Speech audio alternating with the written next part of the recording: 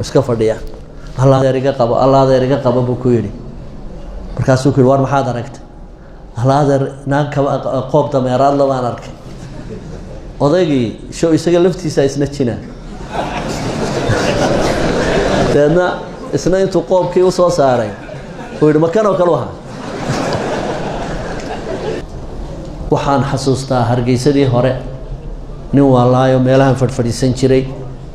ninkaasi hilib loo ahaa casar kasta gabadh baa u iman jirtay qurux badan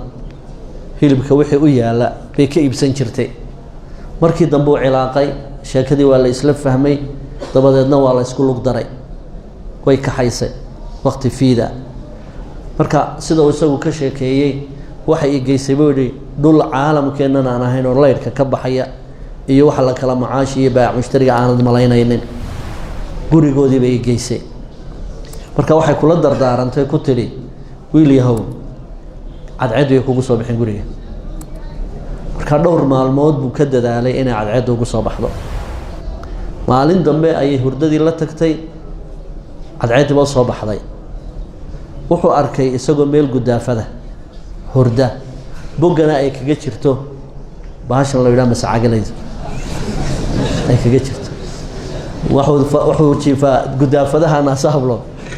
ayuu jiifay halkii ayuu ku waashay ninkii waxa kale oo xasuustaa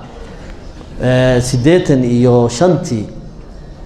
haddaan 84 ahayn wiil dhalinyaro oo ardaya oo neersanka barta isbitaalkii Digfaar ayaa mar uu waxbarashadii ku yara caajisay buu xaggan tarabuunka Muqdisho u soo yara kacay Digfaar iyo tarabuunkana waxoogaa bay isu jiraan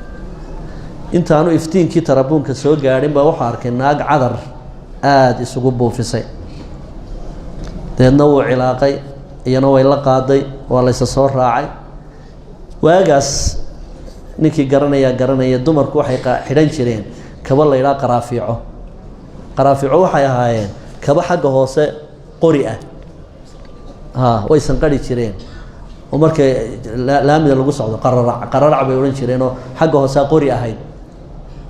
ولا يضربن بأرجلهن ليعلم ما يخفين من زينتهن si maxaan ku yiraahdaa loo eego talaabadooda iyo actionka ayaa shaydaanku wuxuu hindisay inuu kaba qoriyo oo binaadmiga soo sameeyo marka intii madowga la soo mareeyay sanqadha uu maqlayay wiilku laakiin waxa uu islaha kabihi qaraaficaha bay xidhan tahay tarabuunkii marka lagu yimaado tarabuunka wada hormarta leer baa ku xidhan siday u sheekaysanayeen buu hoosta oo lugaheedii eegay dadna wuxuu arkay inay leedahay qoob dameeraad ardaygii wasasay waa cararay wuxuu u cararay jihada iyo waqooyiga warshada caanaha ayaa halkaa kaga soo jeeda inanku waa qayliye waa sasay waa orday koonaha warshada caanaha oday baa fadhiya garweyn iska fadhiya Allah adeeriga qabo buu ku yiri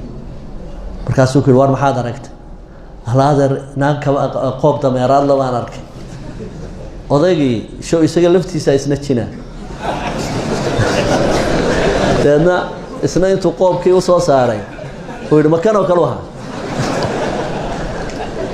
intuu halka laabta kaga dhuftay ayuu ku gujiyay oo yiri matanoo kale cagtanoo kale lahay yarkii yara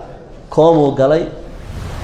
meeshuna waa dad badan ma socdaan waa meel cidla oo halkan maxaan ku raaa isbitaalkii militariga ka xiga halkan warshadii caano laga rooxay baa ka xigta waa meel cidla habeenkii oo dhan halkii uu yarkii oo koomo ku jiray waagii markuu bariyay ayaa ilmihii oo meesha jiifa oo koomo ku jira baa laga qaaday